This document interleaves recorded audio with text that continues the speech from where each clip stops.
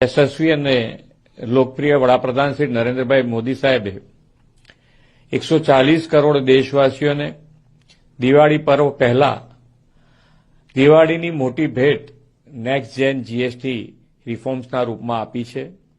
વડાપ્રધાન શ્રી હંમેશા નાનામાં નાના અને સામાન્ય માણસને કેન્દ્રમાં રાખી અને દરેક નિર્ણય કર્યા છે।